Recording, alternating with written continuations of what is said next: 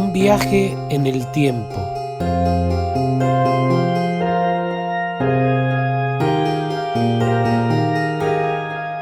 De mi diario de un observador.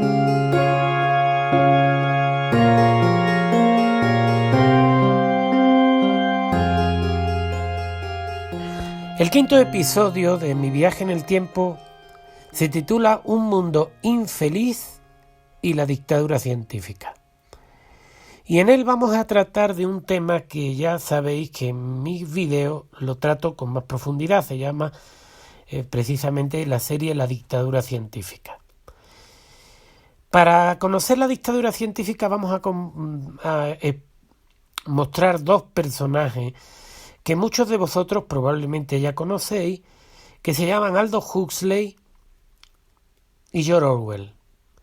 Y vamos a ver cosas muy interesantes que muy poca gente conoce.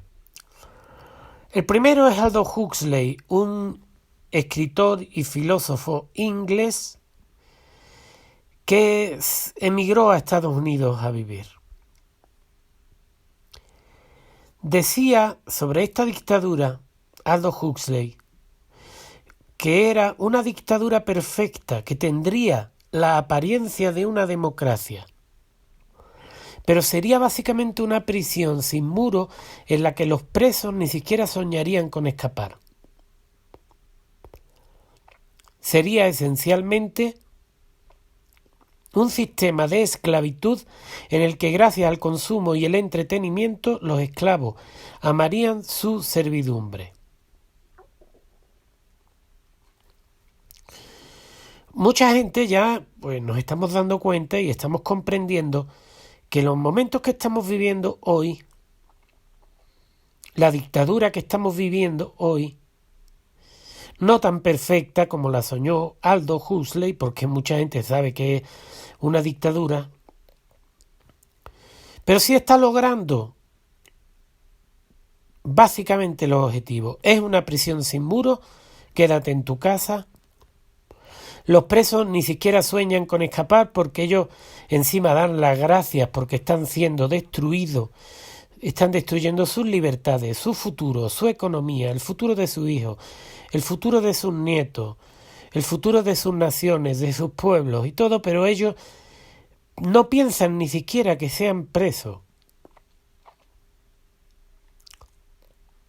Y este sistema de esclavitud que estamos viviendo, pues como bien dijo Huxley, se está basando en el consumo, sobre todo el consumo de el internet y la televisión, y el entretenimiento, que es las redes sociales. Y aunque parezca mentira, esta dictadura que estamos viviendo, hay mucha gente que la ve bien, están contentos. Uy, esta cuarentena ha sido maravillosa. He estado aquí 8 meses metido en mi casa sin moverme, sin poder viajar, teniéndome que poner un bozal, un barbijo, una mascarilla que afecta a la salud, perdiendo mi libertad. A mi alrededor ya todo el mundo está perdiendo el trabajo, pero yo todavía no lo perdí. Es lo que dicen todos, ¿no? Ya le tocará. Entonces sí, aman su servidumbre. Y yo os voy a compartir algunas claves y algunas cosas que yo pienso que suceden, ¿no? Si os dais cuenta, lo que está sucediendo ahora mismo también es un ataque al corazón del cristianismo. ¿Por qué? Muy sencillo. El cristianismo es el que originalmente en el Imperio Romano rompió con la tradición de la esclavitud.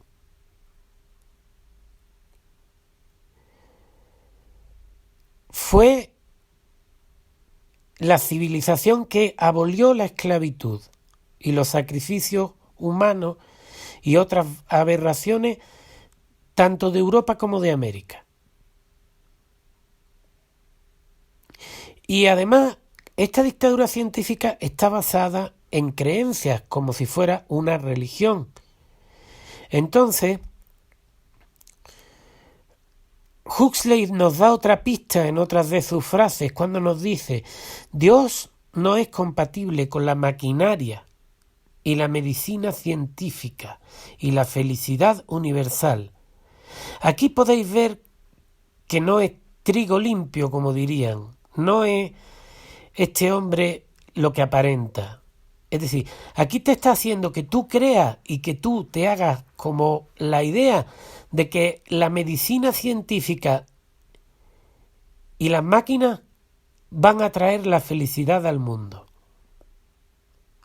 Y que hay que destruir a Dios para eso. ¿Ustedes creéis que ahora que llevamos desde febrero en la dictadura médica, científica, y que estamos en manos de esa tecnocracia de poder de las máquinas, hay más felicidad en este mundo, señores? ¿Estáis todos más felices? Está todo el mundo muy alegre, ¿a que sí? Todo el mundo muy feliz. El miedo es lo contrario de la alegría y de la felicidad y de la seguridad. Entonces aquí está la primera trampa ya de la dictadura científica. Y aquí él dice: nuestra civilización ha elegido la maquinaria y la medicina y la felicidad. Yo dudo que se equivocara, pero si se equivocó bastante. Se equivocó bastante. Pero me quedo con otra teoría que vamos a ver ahora adelante, de que el libro de Aldous Huxley, Un mundo feliz, que yo diría un mundo infeliz no era ciencia ficción. Y veremos más adelante por qué. Dijo también Aldous Huxley, y aquí te está dando otra pista de para dónde van, ¿no? La investigación de las enfermedades ha avanzado tanto que es cada vez más difícil encontrar a alguien que esté completamente sano. Pero fijaos que todo esto es programación mental. La investigación ha avanzado. Sí, para que tú creas que es un avance que todo el mundo está enfermo, como está sucediendo ahora. Entonces, como veis, las formas de pensamiento son programadas. Obviamente, esta es otra frase en la cual él te quiere programar a ti, para que tú digas: qué bueno, es avanzado que todas las personas estén enfermas o no, porque esto es avance de la investigación médica y de la investigación científica. Hoy mismo me reía mucho porque estaba hablando con una persona, fijaos, una persona muy humilde, aquí en la calle, en México, que es una persona que se dedica a vender cosas, humilde, no sabe leer, y me dice: no sabe leer, señores, y me dice: ay, ¿cómo van a saber ellos que viene una gripe si ya lo dijeron el mes pasado que venía la gripe? Pero ¿cómo lo van a saber? ¿Cómo sabes tú que viene una gripe? Es muy básico, señores, es muy sencillo. ¿Cómo sabía Bill Gates hace 5 años que iba a pasar lo que está pasando ahora? ¿Cómo sabía el otro en 2019 por qué en octubre hicieron un ensayo como ejercicio las mismas universidades que ahora están en este tema del corona? Todo de lo que venía, de lo que iba a pasar. ¿Cómo sabían ellos?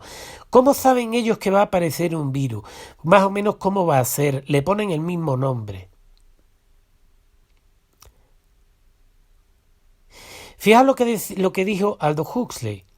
Habrá en la próxima generación, o así, un método farmacológico, atentos, un método farmacológico para hacer que la gente ame su servidumbre. Y la creación de una dictadura sin lágrimas, por así decirlo, porque producirá una especie de campo de concentración para toda la sociedad. Lo que pasa es que él dice campo de concentración sin dolor, pero es mentira. Más dolor del que le están infringiendo a la gente en este tiempo nunca antes en la historia.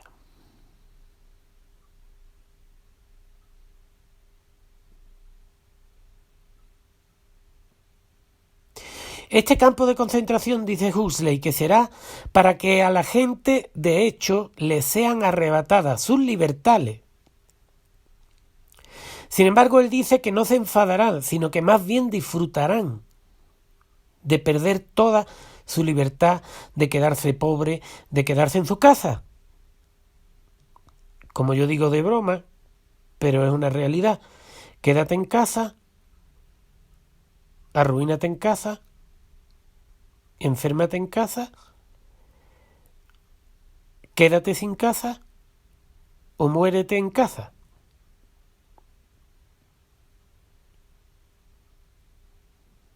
¿Y por qué dice Aldous Huxley que disfrutarán su esclavitud y su ruina? Lo estamos viendo hasta el nivel de que gente que está siendo destruida, que está siendo esclavizada, que está siendo arruinada, aplauden desde un balcón. Pues fijaos cómo dice Huxley que se hará.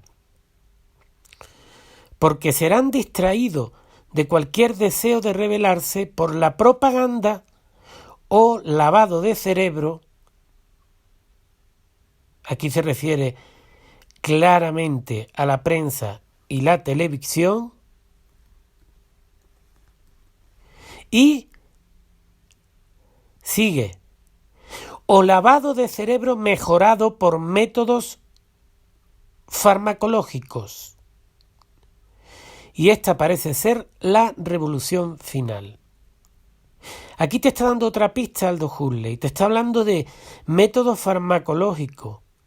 Y también te está hablando de medicina, pastillas, inyecciones, vacunas.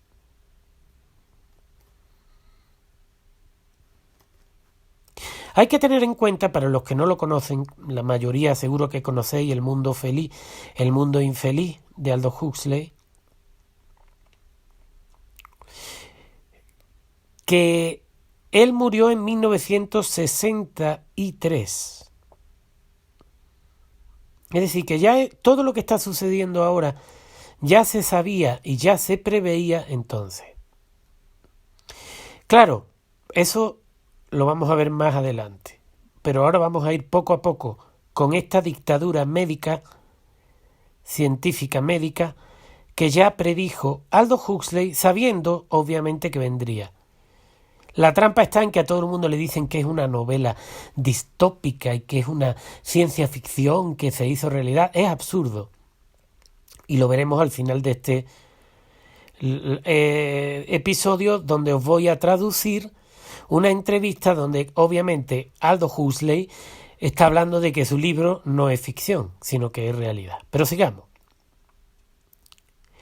Había una droga, fijaos, en el libro de Un mundo feliz hay una droga que se llama Soma. Y dice, lo tradujo, hago la traducción. Siempre había Soma para calmar tu ira, para reconciliarte contigo y con tus enemigos, para hacerte paciente y que aguantara el sufrimiento continuo. Esa droga la estamos viendo ahora, ¿no?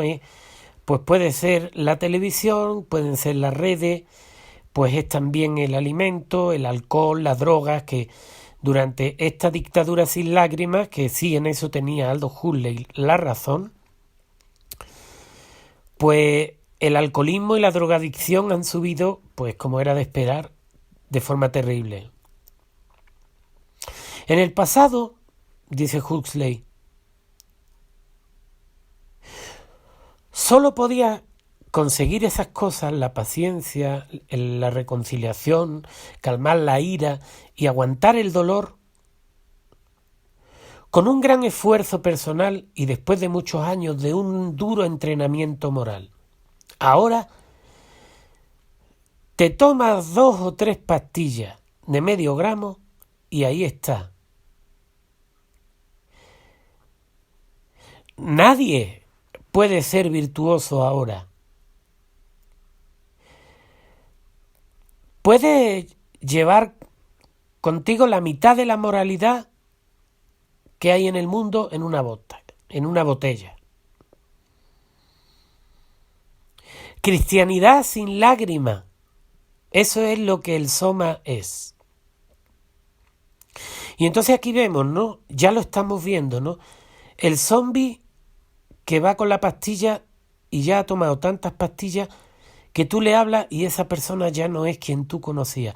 Pero claro, aquí entran que esta dictadura, daos cuenta, esto es en 1960, ha sido perfeccionada. Entonces ahora, como la falta de oxígeno en el cerebro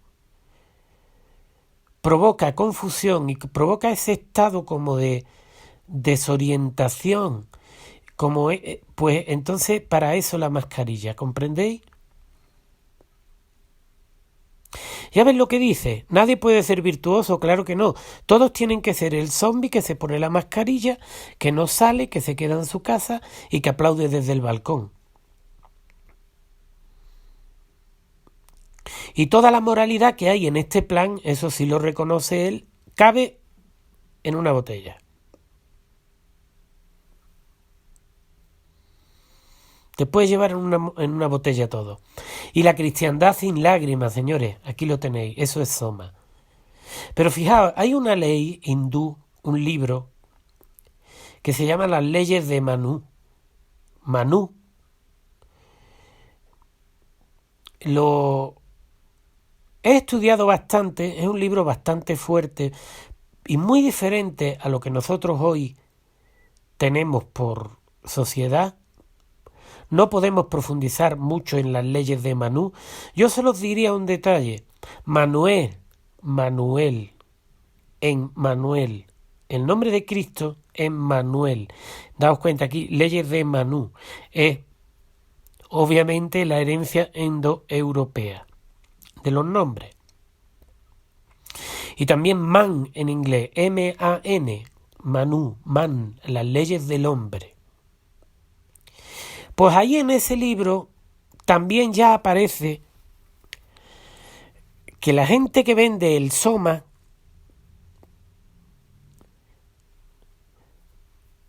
no es recomendable. ¿Y qué es el Soma? Es un tipo de droga que se saca de la Asclepia ácida, una planta que está considerada peligrosa porque es muy venenosa. Supongo que se usará como alucinógeno. Pero es que el Soma de Un mundo infeliz de Aldous Huxley también lo podemos ver como una cosa alegórica, una cosa te está poniendo como un ejemplo disfrazado, ¿ves? Porque somatizar, fijaos, es convertir los trastornos psíquicos en síntomas orgánicos y funcionales. Y aquí, tal y como viene en el diccionario, dice, el paciente somatiza su ansiedad, percibe molestias físicas diversas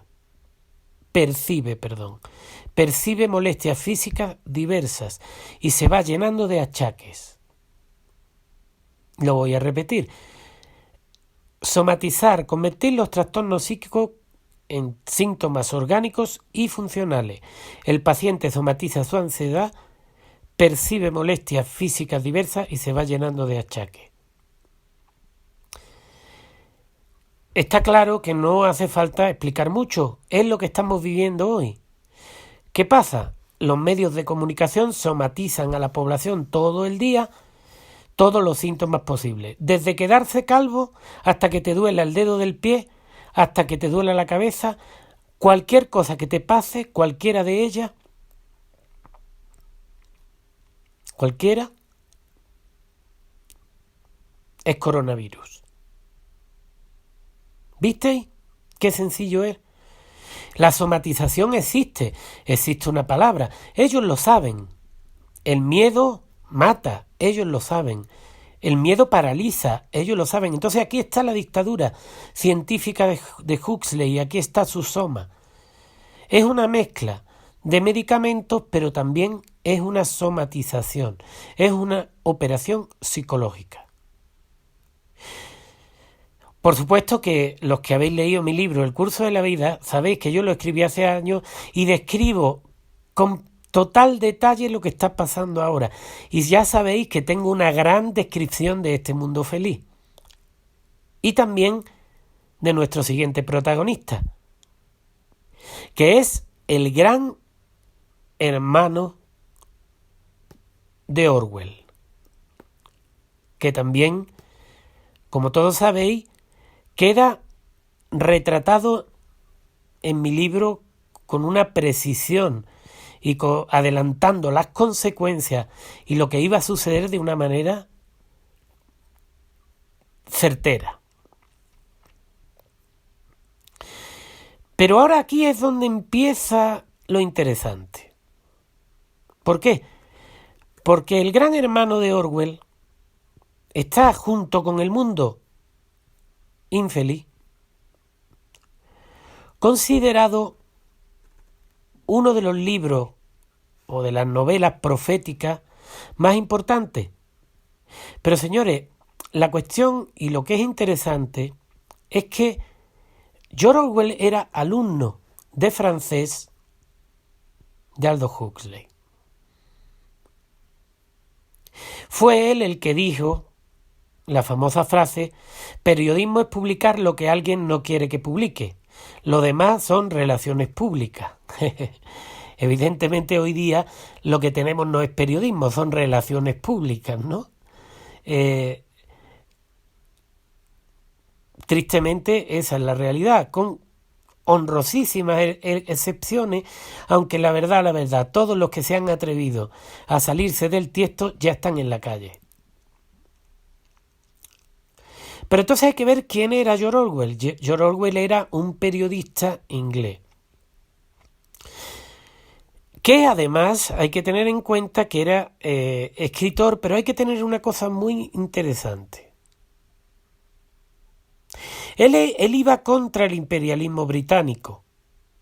Por lo tanto, está claro que 1984 y todos sus libros son un aviso de cuál era el plan que tenían y que hoy están intentando realizar el Imperio Británico. Por eso os dais cuenta que los ataques más brutales a la población están siendo en Nueva Zelanda, Australia, Canadá. Y fíjate que todo el mundo hace 5 años o 3 años te decía: te tienes que ir allí. Allí es donde más libertad y donde mejor se vive. Y ya en Nueva Zelanda, Australia y Canadá están los campos de concentración. A ver cuánto duran. Se metió a socialista más bien, él se definía como socialista, y se fue a luchar en contra de los nazis y de los comunistas de Stalin. Sí, pero ahora os voy a contar un detalle. Cuando él es socialista, él va a España durante la Segunda República. Y va para luchar y matar fascistas, así, dicho así. Voy a matar derechistas, voy a matar fascistas. Y él llega,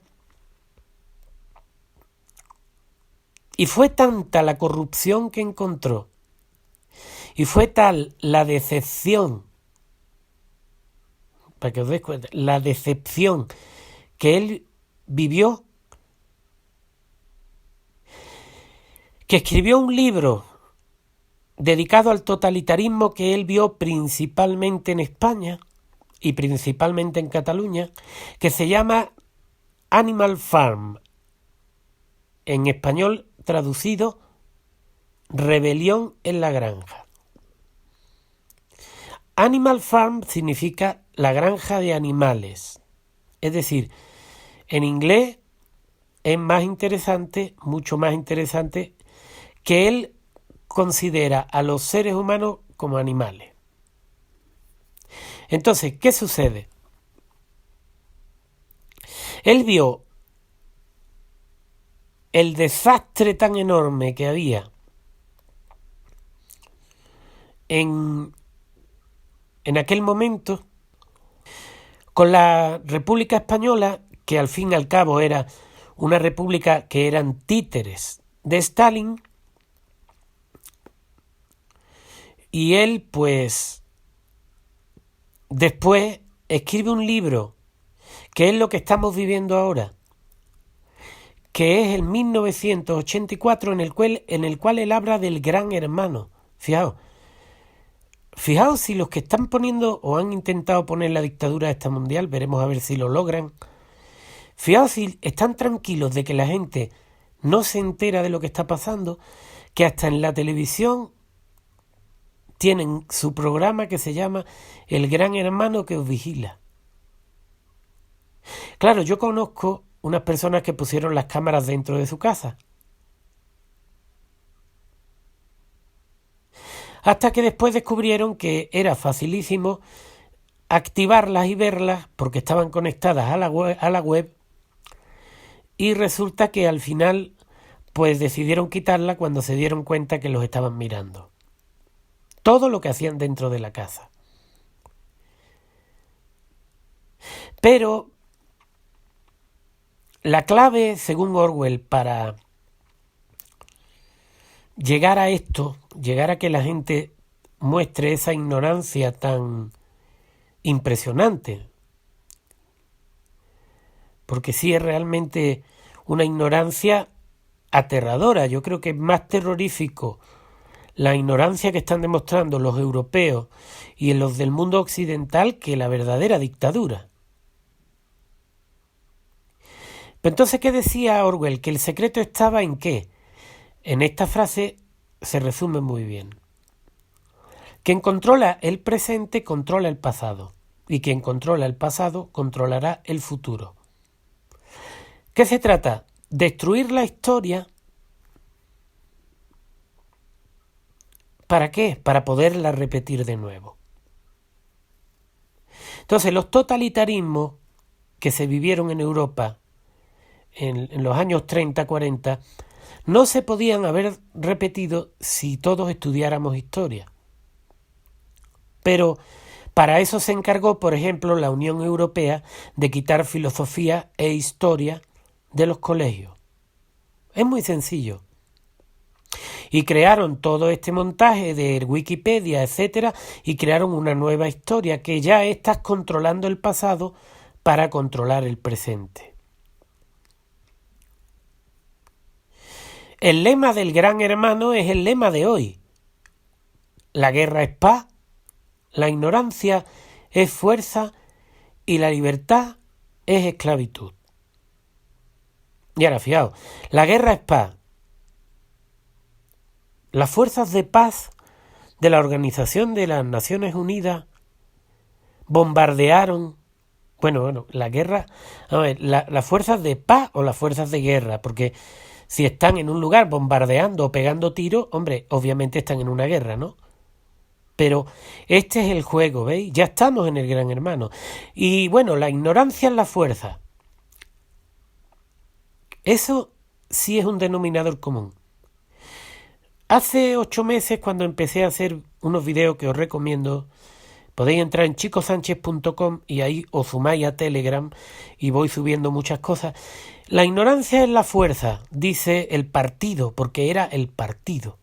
Porque, claro, Orwell estaba como ridiculizando el Partido Comunista de Stalin y que era el Partido Republicano Español.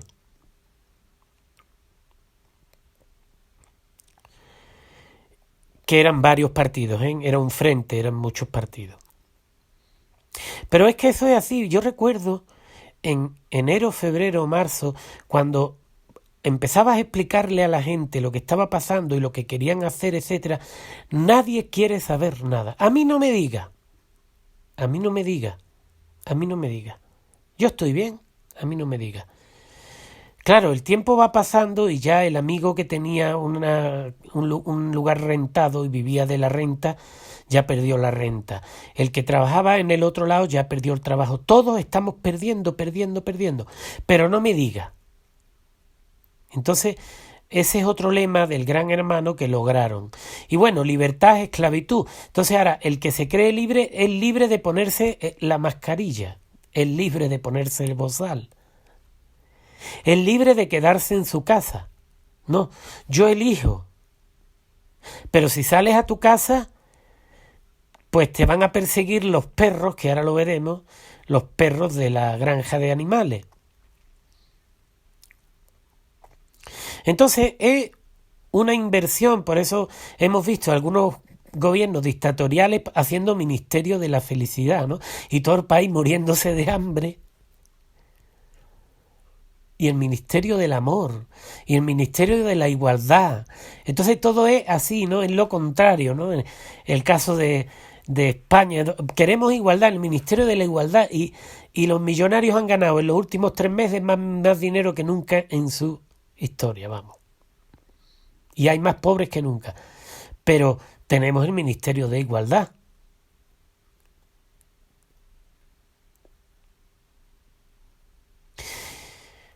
Aquí el partido yo quiero que lo sustituyáis ustedes con una creencia, que es la creencia en la dictadura científico-médica y la creencia en que el virus es Dios, es un Dios. Es incuestionable, no lo puedes cuestionar, está en todas partes. Es omnipotente porque te puede contagiar de todas las maneras posibles, pero si no te contagias, también eres asintomático y por lo tanto estás enfermo también. Entonces es una sustitución del Dios que todo lo ve, el gran hermano. Y los que manejan el hilo detrás son el partido, pero tú no lo ves. Tú al que ves es a una bolita verde con pinchito que nadie la ha visto antes, ni hay pruebas de que exista, pero que salió en la televisión. Entonces, en este gran hermano, lo que sale en la televisión es la realidad. Si el Ministerio de Trabajo Abundante Feliz te dice que hay más trabajo que nunca y tú sales a la calle y todo el mundo está sin trabajo, no cuestiones al gran hermano, no cuestiones al partido. Pues ya con esta introducción os voy a leer esto y os voy a decir partido, y cada vez que yo lo diga partido, pensad, cuando yo diga gran hermano o partido, pensar en este bicho esperpéntico que estamos viviendo, este llamado virus pangolinero, en mis videos de humor, que también me gusta mucho el humor. Dice, no habrá lealtad, no existirá más fidelidad que la que se debe al partido, ni más amor que al gran hermano. El amor al gran hermano será lo más. Amamos nuestro virus, queremos nuestro bozal, queremos quedarnos en casa, queremos arruinarnos, queremos arruinar a nuestros hijos, queremos arruinarnos todos, ¿sí? No habrá risa, no habrá, porque esto es muy irónico, porque es que tú vas por la calle ya y ya nadie te sonríe, ya no hay sonrisa, porque no se ve con el bozal. La mía sí se ve, y la gente lo agradece, ¿eh? Excepto la risa triunfal cuando se derrota a un enemigo. Esa risa triunfal la vemos a diario en la televisión. Los políticos riéndose, los millonarios, todo el mundo sin bozales y riéndose. ¿De quién? De la gente, que son su enemigo. No habrá arte, ni literatura, ni ciencia, que es como hoy, ¿no? Ya no hay nada. No habrá ya distinción, sobre todo la ciencia, ¿eh? Ciencia ya no existe. Eso ya, la ciencia ahora es menos creíble que un cuento que le cuentan a los niños para dormir. Es más creíble los cuentos para dormir que la ciencia. No habrá ya distinción entre la belleza y la fealdad. Todos iguales. Igualdad. Ya no hay hombre ni mujer, madre ni hijo, padre ni madre, bueno ni malo. Ya no hay macho ni hembra, ya no hay nada. Ya no hay feo ni bonito, ya no hay gordos ni flacos, ya no hay altos ni bajos. Ya todos son una masa amorfa que lleva una mascarilla puesta y que aplaude mientras que los ancianos se mueren en extrañas circunstancias, los niños son abortados o son tratados como si estuvieran en campos de concentración, y ellos mientras lo único que hacen es ni siquiera respirar completamente, sino medio vivir. Es fuerte, pero ustedes sabéis que todo lo que estoy diciendo es una verdad y una realidad. Todos los placeres serán destruidos, pero siempre no lo olvides, Winston, Aquí vamos a cambiar por Juanito. Pero siempre, no lo olvide, Juanito, siempre habrá el afán de poder, la sed de dominio, que aumentará constantemente y se hará cada vez más sutil. Siempre existirá la emoción de la victoria, la sensación de pisotear a un enemigo indefenso. Eso es lo que estamos viendo ahora, ¿eh? La sensación de poder de yo millonario, desde mi mansión o desde el gobierno, digo, quédate en casa y muérete en casa y enférmate en casa, y tengo esa sonrisa y esa... ¿Cómo describirlo, no?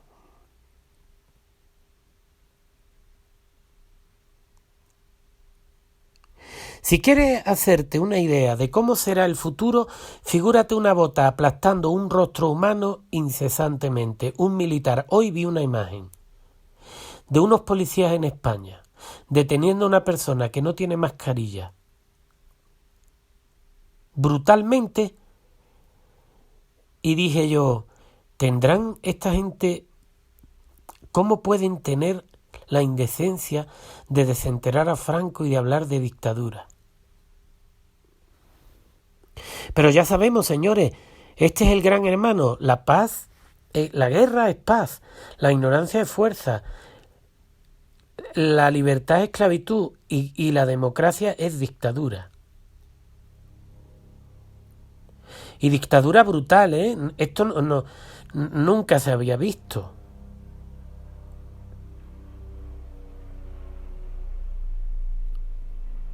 Ahora, tú dirás, qué negativo, ¿no? Bueno, hasta ahora estamos explicando cómo se construye la dictadura científica. La solución que dio Orwell es que dijo que hasta que no tengan conciencia de su fuerza no se rebelarán. Y hasta después de haberse rebelado no serán conscientes. Ese es el problema.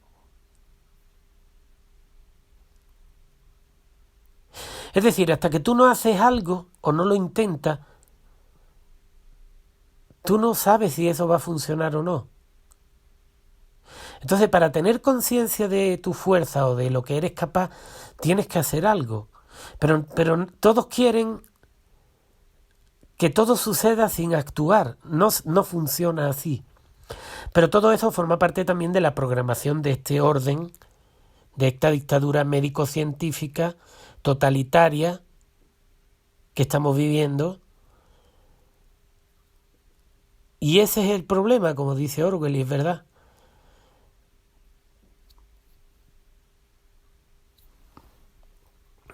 Otro de los libros, que algunos de ustedes lo habréis escuchado, lo habréis leído, muchos de ustedes quizás, se llama La rebelión en la granja, Animal Farm. ¿Y en qué está basado este libro, no? Pues este libro está basado básicamente en las experiencias que tiene Orwell en la Segunda República Estalinista de Stalin, en España. Claro, también Orwell conocía muy bien el resto de Europa y todo, pero es muy claro por las descripciones que hace, uno poco a poco se va dando cuenta que te está hablando de Inglaterra, por supuesto, pero también de España y concretamente de la República Española. No voy a contar mucho por si lo leéis, os lo recomiendo, el Animal Farm, pero sí os voy a contar básicamente, brevemente, lo más breve posible, sin contaros la trama ni nada, porque siempre será mejor que lo leáis de George Orwell,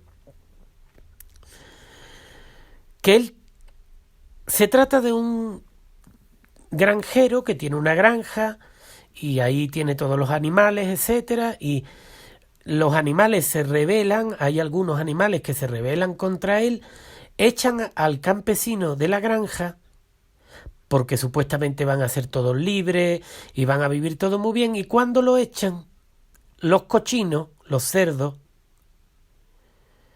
se ponen de acuerdo con los perros y montan una dictadura brutal y se van a vivir a la casa del campesino y empiezan a caminar en dos patas y a beber whisky y a beber vino.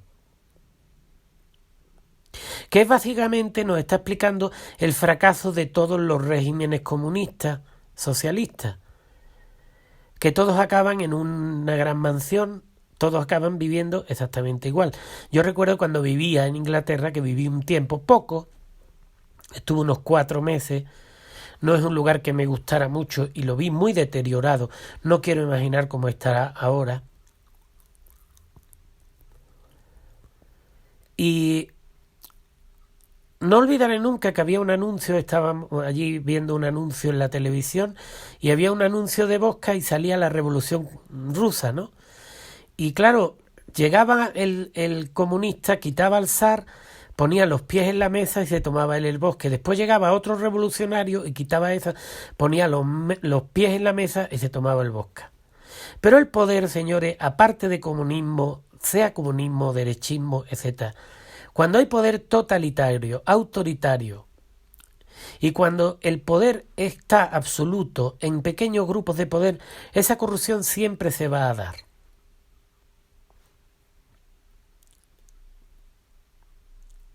Y bueno, George Orwell tenía la broma de qué es lo que estamos viendo ahora con este tema del virus pangolinero.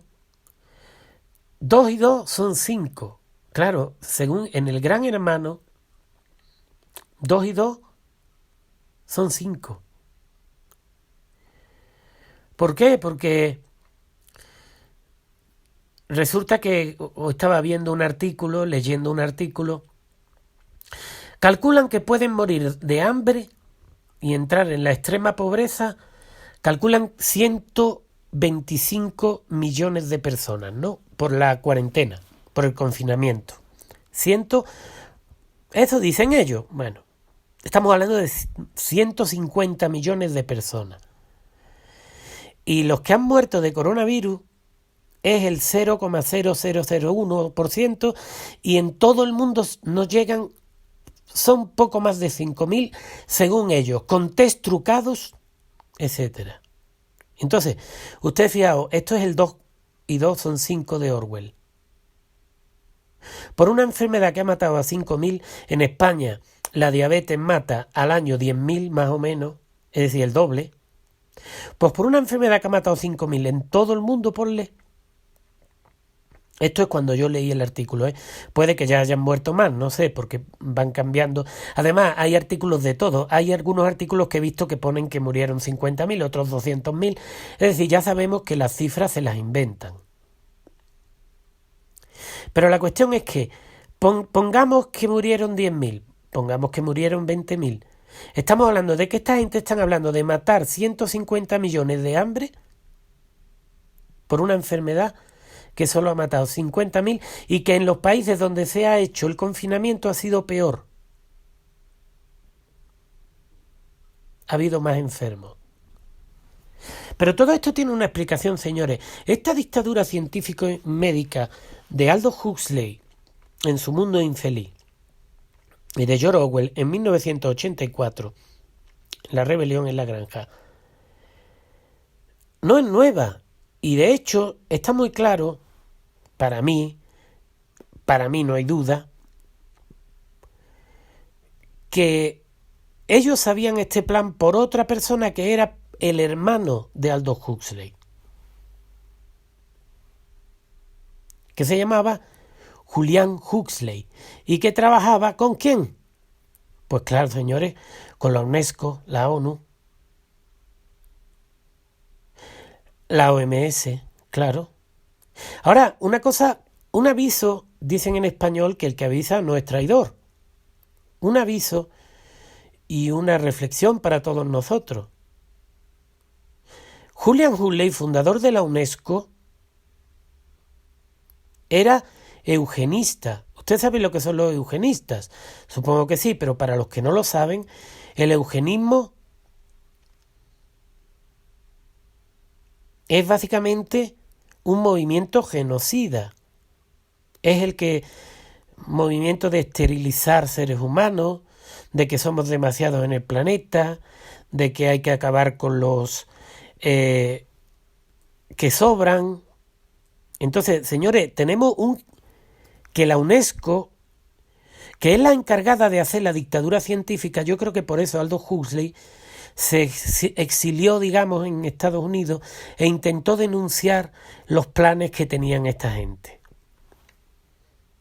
que ahora los están intentando llevar a cabo con el tema del virus murcielaguero. Porque podéis elegir, porque unos dicen el pangolín, otros murciélago, vamos a decirle el virus murcielaguero.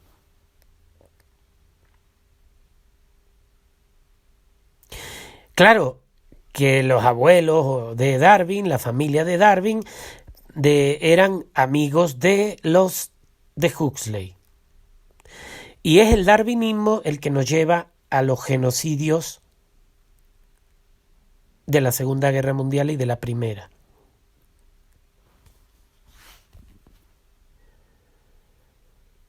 Esto daría para un programa completo. Pero, de nuevo, entonces, ¿qué pasó? Julian y George Orwell se enteran de que estos tíos están planeando una dictadura mundial científico-médica, etcétera, se rebelan y lo publican. Aldous Huxley no tuvo tantos problemas, George Orwell sí, porque claro, George Orwell era periodista de BBC, de un medio muy importante,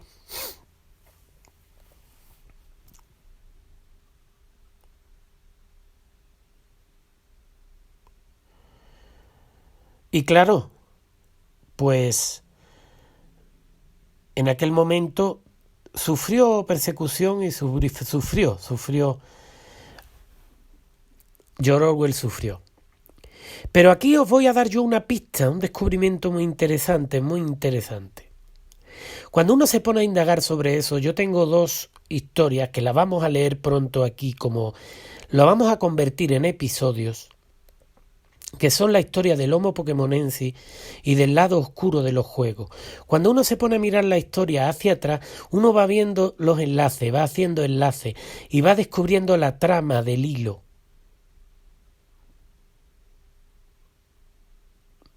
Y aquí un pequeñito adelanto.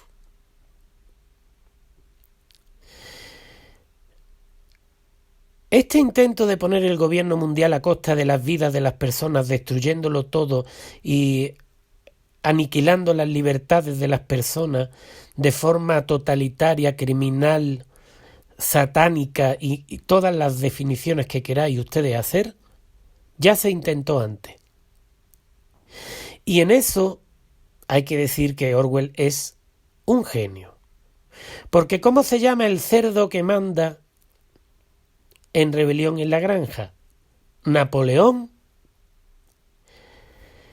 Napoleón, que tiene en su nombre una casualidad que menciono en mi libro Curso de la Vida, hablo mucho de la etimología. Napoleón, si tú tomas el Apocalipsis, Apolión es el nombre que se le da al demonio del Apocalipsis. Y N significa en. Entonces Napoleón tuvo el nombre y se ganó a pulso el nombre en el demonio, ¿no? En Apolión, en el demonio, en el Satanás, en el infierno. Entonces era un personaje infernal que destruyó Europa, hizo unos crímenes brutales. Yo he estado en lugares, yo qué sé, monasterios en España que quemó Napoleón. A lo mejor dentro había 1.000 personas ahí o 2.000 y les metieron fuego vivo. Este criminal, Napoleón, que fue un criminal que, pues es claro, como no podía hacer de otra manera, el cerdo de Rebelión en la Granja. Todos los animales son iguales, pero unos son menos iguales que otros. Todos los vecinos se tienen que poner las mascarillas, pero los políticos no. Todos los vecinos tendrán que reunirse de 6 en 6, pero nosotros hacemos fiestas de 150. Entonces, ya tenemos otra vez a los cerdos de 2 patas bebiendo whisky. Y claro, esto en Napoleón, el cerdo de Rebelión en la Granja, pues usa a los perros. Que los perros, ¿quiénes son? La policía, los militares. Por eso lo de la bota en tu cabeza, dice él, si se llega a realizar. Pero aquí quizá lo más irónico y más fuerte de todo esté en que había un animal que trabajaba mucho, que era Boxer, que era muy fuerte, y cuando supuestamente se liberan del amo, del granjero, él, pues entre todos empiezan a trabajar para la comunidad, pero sin embargo, ya poco a poco los cerdos, a cualquier animal que protesta lo van eliminando, ¿no? Esto está hablando obviamente de las grandes matanzas que se hicieron en la Segunda República a cargo de los comunistas o de Stalin, ¿no? Que hizo también grandes matanzas.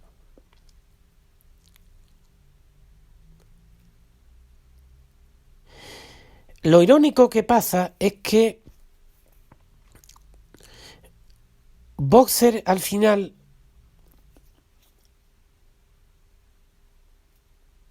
no es capaz de darse cuenta de que lo están utilizando.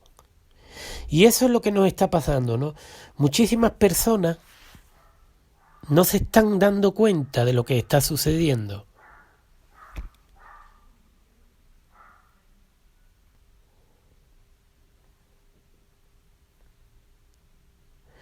Aquí está la gran ironía, que yo diría que hay que mencionar más importante. Y es la palabra matadero. La cuestión es que esto da un poco de... ¿Cómo explicarlo? Da un poco de miedo, da un poco de terror. Porque Boxer, que trabajaba de sol a sol, cae exhausto a causa de tanto agotamiento, porque tiene un problema pulmonar, fíjense ustedes, pulmonar. Y Napoleón lo vende a un matadero para vender la carne. Pero le dice a todo el mundo que se lo van a llevar a un hospital veterinario. Pero había un animal que sabía leer y lee que no ponía en la furgoneta veterinario, sino que ponían matadero. Y entonces el caballo Boxer lo llevan y lo matan.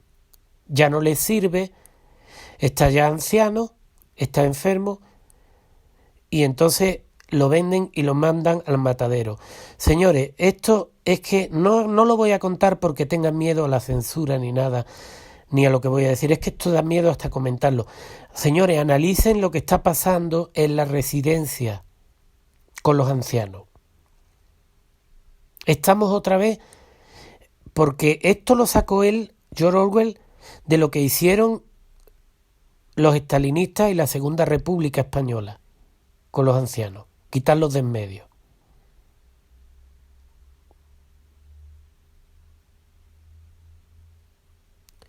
Pero fijaos, se descubre y el otro le dice que no, que es que los han llevado todos al matadero.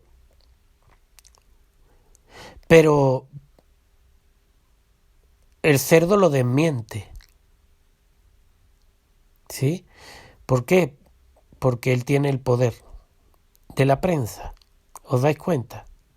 Esto os explica, aquí podéis comprender por qué lo primero que en la guerra mundial y sobre todo en la guerra española, lo primero que la gente atacó fue a los medios de comunicación y a los políticos, pero a los medios de comunicación también. La mayoría de la gente atacó a los políticos y a los medios de comunicación también. Entonces, pues tenemos que seguir, vamos a seguir adelante. ¿Cuál es el detalle importantísimo que vamos a descubrir aquí? Fijaos, teníamos a Napoleón que quería crear un gobierno mundial tirano, totalitario, sanguinario. Pues bueno, señores, ¿qué país está detrás del orden mundial que conocemos ahora? Que está llevándose a cabo en este país una guerra civil entre los globalistas y los que no son globalistas. Al menos eso es lo que aparenta. Pues Estados Unidos, ¿a que sí? Pues ahora os voy a leer lo que dice Wikipedia en el origen de una de las agencias de inteligencia. Atento con Napoleón. El FBI fue creada por la iniciativa del fiscal general Charles Bonaparte. Sí, lo voy a repetir bien. Charles Bonaparte, el 26 de julio de 1908, al solicitar la contratación de 9 detectives, 13 investigadores para cuestiones de derechos civiles y 12 contables para investigar casos de fraude y violaciones de las leyes de comercio. Pero no que Estados Unidos era independiente.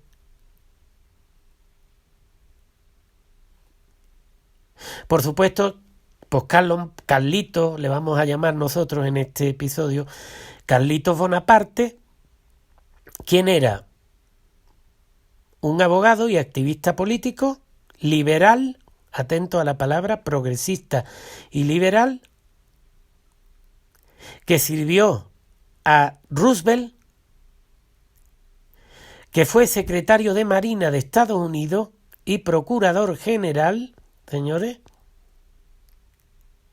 pero no que Napoleón había caído.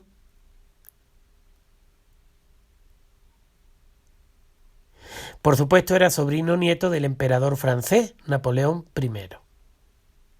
Entonces, señores, ustedes ven que lo del gobierno mundial, Napoleón lo intenta, los españoles fueron los que primero le dieron en la torre. En 2 de mis libros, en El curso de la vida y La profecía de los jaguares, y En un mundo maravilloso, aparece la casa donde durmió Napoleón la primera noche que lo derrotaron. Porque estuve en esa casa. No cuento más porque es muy divertida la historia por si leéis los libros. Pero sí, señores, Napoleón intentó ya el gobierno mundial controlar toda Europa y el mundo, fue derrotado, se recuperó la libertad en Europa. ¿Y qué pasó? Pues ellos ya regresaron, ¿veis? 1908 ya están de vuelta. Y ya fueron poco a poco preparándolo todo y llevaron al mundo a la Segunda Guerra Mundial, que fue el segundo intento de imponer este gobierno mundial que ya habían intentado antes y que ahora están intentando imponer. Pero recordemos, cada vez va más cerca. Pero no, en apariencia, no necesariamente. Todo eso no lo podemos ver en profundidad porque estamos viendo cómo funciona más bien la dictadura científica. Bueno, y ya, pues, concluyendo, pues ya hemos visto que para Orwell la salida a esta dictadura sería que la gente tomara conciencia de que tienen un poder y que se rebelaran.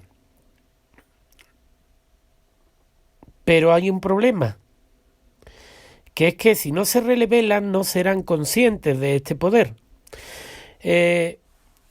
Como vemos claramente en el libro de Un mundo infeliz, un mundo feliz de Aldous Huxley, y en este Rebelión en la Granja, básicamente ellos lo que te están diciendo es que, cosa que hoy día se está demostrando en una parte importante de la población, los seres humanos son, para las élites, simplemente animales. Y para terminar, pues vamos a hacer lo que yo creo que es un ejercicio de comparación. Y os voy a poner un ejemplo, un burrito de mi pueblo. El burrito está dentro de la cerca de alambre. Mientras que el burrito tenga de comer, el burrito no se va a escapar.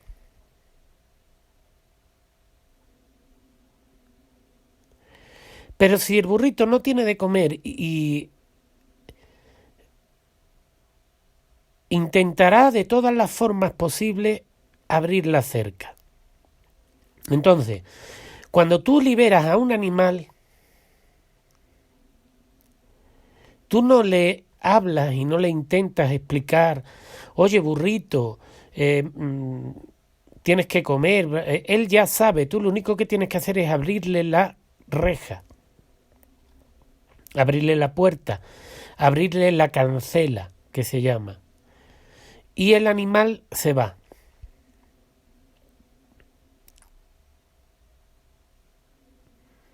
El problema que estamos encontrando hoy es que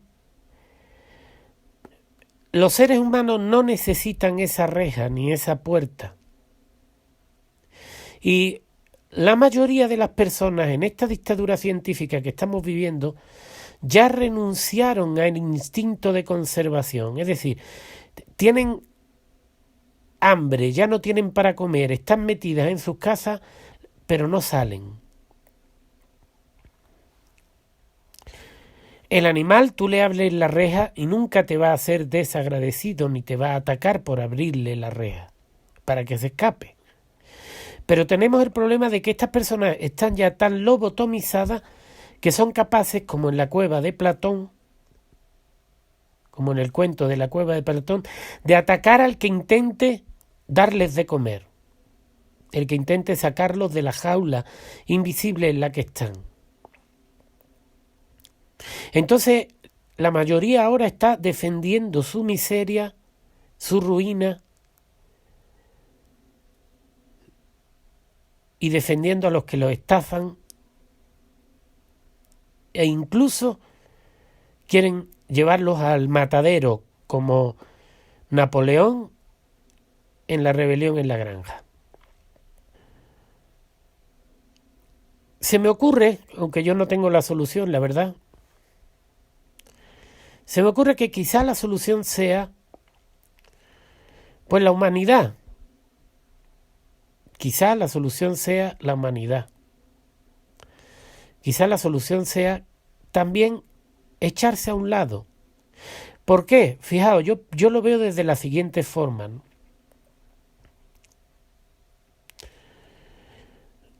Un adicto, un drogadicto, que ya sea muy adicto, o un alcohólico, si tú lo intentas corregir o ayudar, te va a agredir. Y aunque tú sepas con certero que va a morir, tú no puedes salvarlo. Porque si lo hace, se va a enojar contigo y va a ser peor. Pues yo creo que lo que está pasando ahora es igual. Yo creo que es ejercer el poder individual que tiene cada uno para ver cómo salimos de esta, intentar protegernos, aunque sea en pequeños grupos, para, por ejemplo, que la vacuna solo se la pongan los que se la quieran poner, por ejemplo. Y entonces esto es como os voy a contar una anécdota, un hecho que nunca olvidaré, jamás lo olvidaré.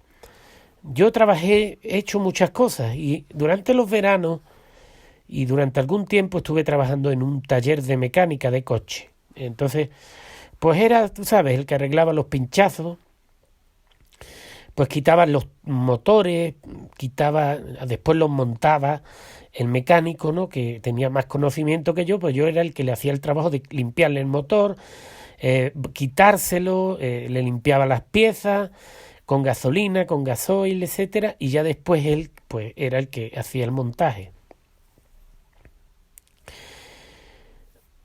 En una de esas experiencias tuve una visión muy fuerte, ¿no? Y es que un día estaba en un lugar y estábamos tomando, creo, cerveza, no recuerdo, era típico que después de trabajar los viernes nos fuéramos a tomar una cerveza o a mediodía, ya no recuerdo exactamente. Pero lo que sí recuerdo perfectamente es que allí entraron un grupo de amigos y eran amigos a los que les gustaba mucho la velocidad. Ustedes veis, ¿no?, estas películas que hay donde hay carreras de coche y donde les gusta mucho la velocidad, y entonces pues eran personas que preparaban los motores, se llamaba, y lo preparaban todo para que sus carros hicieran mucho ruido y corrieran mucho, ¿no? Y me acuerdo que entró alguien allí y les dijo: mira, que ustedes ya estáis tentando mucho la suerte, que os vi el otro día y ibais muy rápido, y mira que os estoy dando un buen aviso, porque si os pasáis, si seguís a ese tren de vida y con esas carreras que pegáis en el coche, un día de esto vais a tener un accidente. Así que, bueno, bajadle un poco. Y al día siguiente, pues yo vi a uno de esas personas pasar con el coche a toda velocidad igual. Y poco tiempo después tuvo un gravísimo accidente y murió. Cayó bueno, se salió de la carretera y murió. Y después, al poco tiempo, murió el otro de los que estaban ahí. Y el tercero también murió un poco después. Total, que al final los tres murieron.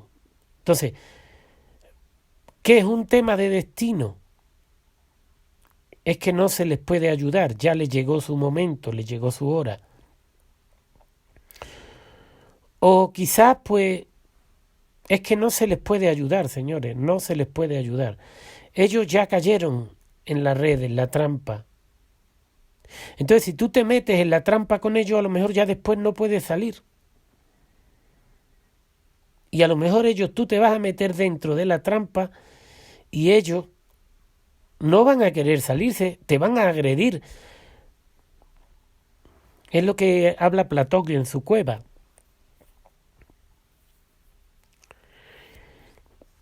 Entonces yo creo que pues la única solución o lo único que se puede hacer es dejar la información, es decir, dejar la puerta abierta. Intentar de todos los medios posibles abrir las puertas e intentar de todos los medios posibles, por medio de información, que la gente comprenda que están en una prisión y se salgan. Y si no, pues bueno, pues habrá que recordar esta frase de Aldous Huxley y reflexionar mucho sobre ella. Una dictadura perfecta que tendría la apariencia de una democracia, pero sería básicamente una prisión sin muros en la que los presos ni siquiera soñarían con escapar. Sería esencialmente un sistema de esclavitud en el que gracias al consumo y el entretenimiento los esclavos amarían su servidumbre. Y como él dice que Dios no es compatible con la maquinaria y la medicina científica y la felicidad universal, entonces él también dice que en esta dictadura final uno debe hacer la elección entre Dios y la máquina y la medicina. Pues quizá a lo mejor la solución esté en el opuesto de esta dictadura científica y de las máquinas, y esté pues en la humanidad y en Dios.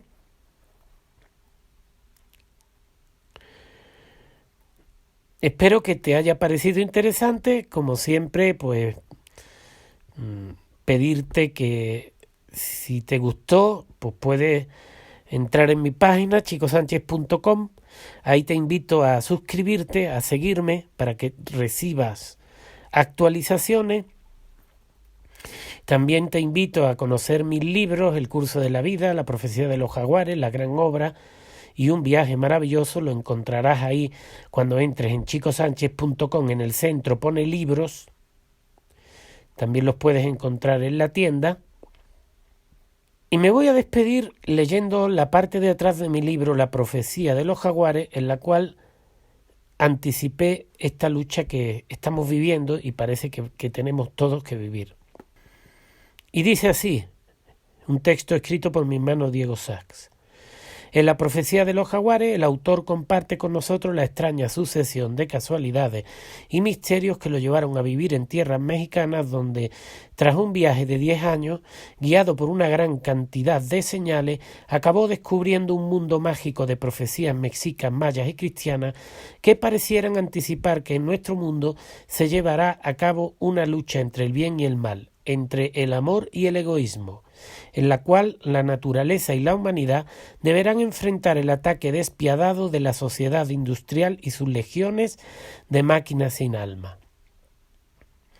La profecía de los jaguares nos invita a seguir las señales que nos marca el destino y nos da algunas claves que podrían salvar a la humanidad de una siniestra conspiración sobrenatural que, mediante la ciencia y la tecnología puestas al servicio del dinero y el poder, estaría maquinando acabar con nuestro hermoso planeta y con la humanidad. En esta conspiración, el espíritu del mal, encarnado en la inteligencia artificial, buscaría destruir todo lo maravilloso que hay en nuestro mundo. Sin embargo, cuando el mundo de las máquinas colapse y todo parezca perdido, se producirá la liberación y la vida y el bien triunfarán. Y bueno, aquí un capítulo más y hasta la próxima.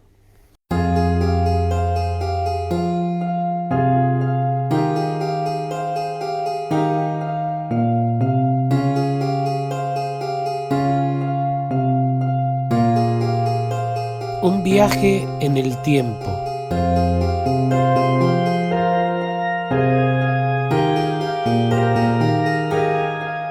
De mi diario de un observador.